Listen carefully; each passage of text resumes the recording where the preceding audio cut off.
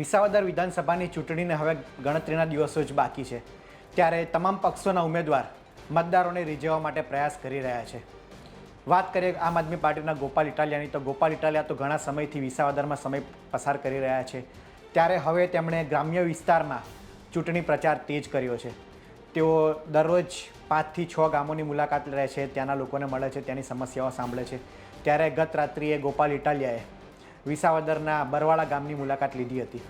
ગોપાલ ઇટાલિયાની વાત કરીએ તો તેઓ એક વક્તા છે, તેમને સાંભળવા લોકોને ગમે છે, તેથી જ્યાં પણ તેમની સભા હોય ત્યાં મોટી સંખ્યામાં લોકો તેમને સાંભળવા માટે પહોંચે છે. અને ગોપાલ ઇટાલિયા પોતે પણ રાજનીતિમાં માહેર, એટલે વિસાવદરની ચૂંટણી છે એટલે તેઓ ગામના લોકોની સમસ્યા અને ગામમાં શું પ્રશ્નો છે તેને જ મૂળ મુદ્દો બનાવતા હોય છે. આ માટે તેઓ કોઈ રાષ્ટ્રીય વાતો નથી કરતા કે નરેન્દ્ર મોદીને ટાર્ગેટ નથી કરતા કે કેન્દ્રીય મંત્રીઓના કોઈ નામ નથી લેતા, માત્ર સ્થાનિક મુદ્દે જ તેઓ ચૂંટણી લડી રહ્યા છે.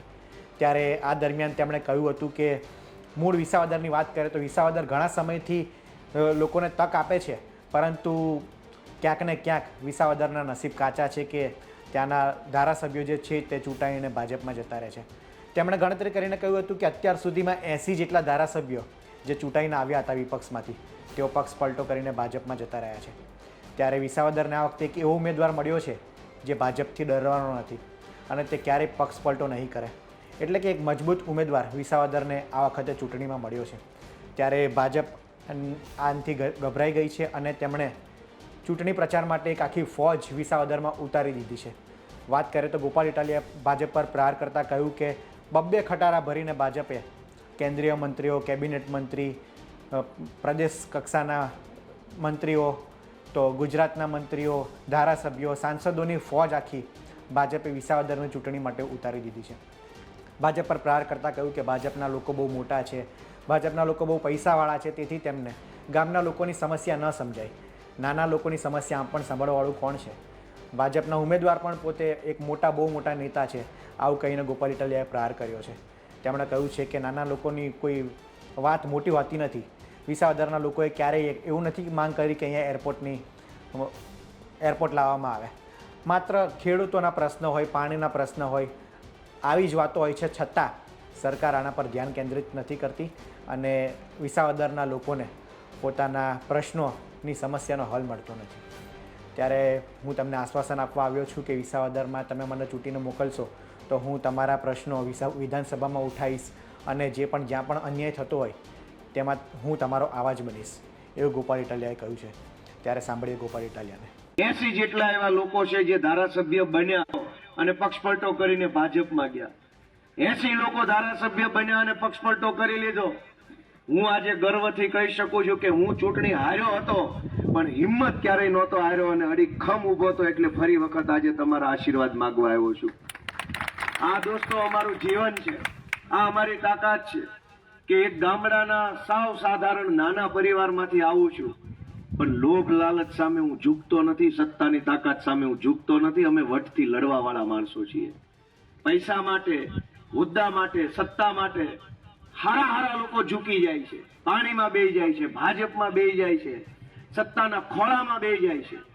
મને એ વાતનું ગર્વ છે કે અવડી મોટી ભાજપની સરકારની અંદર ઓકાત નથી કે ગોપાલ ઇટાલિયાને બેહાડી શકે કે મૂંગો રાખી શકે. અમે ભલે ચૂંટણી હારીએ કે જીતીએ કે ન જીતીએ, પણ ભાજપની સરકારમાં એ તાકાત નથી, ભાજપની સરકારમાં એવી નોટ નથી બની કે ગોપાલ ઇટાલિયાને ચૂપ કરાવી શકે, નીચે બેસાડી શકે. દોસ્તો, એ તાકાત લઈને હું તમારી વચ્ચે આવ્યો છું કે તમને બધાને એમ લાગતું હોય કે આ ગોપાલ ઇટાલિયા નાના માણસો માટે બોલે એવો માણસ છે, તો એક વખત તમે બધા મને આશીર્વાદ આપજો. ભાજપની અંદર તો બહુ મોટા નેતાઓ છે. આ ચૂંટણી પ્રચારમાં આવ્યા છે, મારે કોઈના નામ નથી લેવા, પણ તમને બધાના નામ ખબર છે કે એવડા મોટા નેતાઓ આવ્યા છે, કેવડા મોટા નેતાઓ ભાજપના આવ્યા છે. ઉમેદવાર પણ ભાજપના ઘણા મોટા છે, મોટા મંત્રીઓ આવ્યા છે, મોટા કેન્દ્રીય મંત્રીઓ આવ્યા છે. એ તો બહુ મોટા માણસો છે, બહુ મોટા માણસો, મંત્રી, કેબિનેટ મંત્રી, પ્રદેશ પ્રમુખ. મોટા માણસોને આપણા જેવા નાના માણસોની નાની પીડા નથી દેખાતી ને, એ વાતની તકલીફ છે દોસ્તો. ગામડાના માણસ પાસે ક્યારેય મોટો પ્રશ્ન ન હોય, આ બરવાળા ગામના લોકોની ક્યારેય એવી માંગણી ન હોય કે અહીં એરપોર્ટ બનાવો, પણ ગામ એમ કહેતું હોય કે ભાઈ ગળતના ડેમમાંથી થોડુંક પાણી આ બાજુ આવવા દો તો છોકરા ને ઢોર ને બધાય સુખેથી જીવે, ખેતરમાં કઈક સારું થાય, ઢોરે કઈક લીલુંછમ ખાય અને આખું ગામ સુખી રહે. ગામડાના માણસની મોટી માંગણી હોતી નથી અને ગામડાના માણસની ખોટી માંગણી હોતી નથી. વાત સાચી હોય ને વાત માપની હોય છે, પણ સાચી હોવા છતાંય કામ નથી થતું, નાની વાત હોવા છતાંય કામ નથી થતું. શું કામ? કે ભાજપની સરકાર 40 વર્ષથી છે, એના નેતાઓ બધા બહુ મોટા મોટા થઈ ગયા છે. હવે એને આપણા નાના માણાની વેદના દેખાતી બંધ થઈ ગઈ છે. એ મોટા માણસો છે, એ આપણું ન સાંભળે, એને આપણું દેખાય નહીં, આપણું એને અંદરથી અહેસાસ ન થાય કે ગરીબ માણસ, એક ગામડાનો લાચાર માણસ કેમ જીવતો હશે. નહીતર વિચાર કરો કે અત્યારે ધારું ઉતર્યું છે, 3 ખટારા ભરાય એટલા ભાજપના નેતા વિધાનસભામાં ફાળવા છે.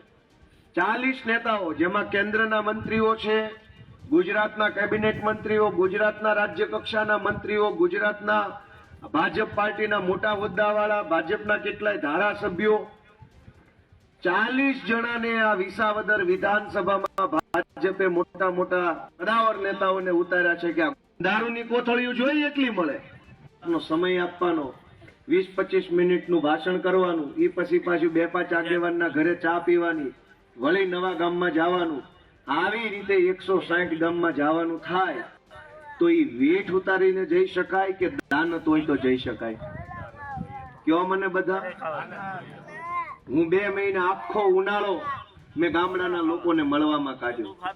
ગામડે ગામડે જઈને વેદનાની ડાયરીમાં મેં બધી વાત લખી. ગામડે ગામડે કોની શું રજૂઆત છે, કોનો શું પ્રશ્ન છે, બધું મેં લખ્યું. મેં પ્રશ્નને જાણવાની કોશિશ કરી, સમજવાની કોશિશ કરી. વચ્ચે વચ્ચે જેમ મને સમય મળ્યો એમ પ્રશ્ન ઉઠાવ્યા. સહકારી મંડળીના ગોબા જાળીનો કૌભાંડનો પ્રશ્ન હતો તો અમે એ પ્રશ્ન ઉઠાવ્યો. ખાતરનો પ્રશ્ન હતો તો ખાતરનો પ્રશ્ન ઉઠાવ્યો. ઇકોઝોનની બાબતે અમારા પ્રવીણભાઈ રામના નેતૃત્વમાં અમે ઇકોઝોનનો પ્રશ્ન ઉઠાવ્યો. જ્યારે જ્યારે જેમ જેમ જરૂર પડી એમ એમ અમે પ્રશ્ન ઉઠાવવાનું કામ કર્યું. વિધાનસભામાં જ્યારે આપણે કોઈ માણસને ધારાસભ્ય બનાવીને મોકલીએ ત્યારે એનું કામ શું છે? આપણે એ મુદ્દો સૌથી મહત્વનો છે.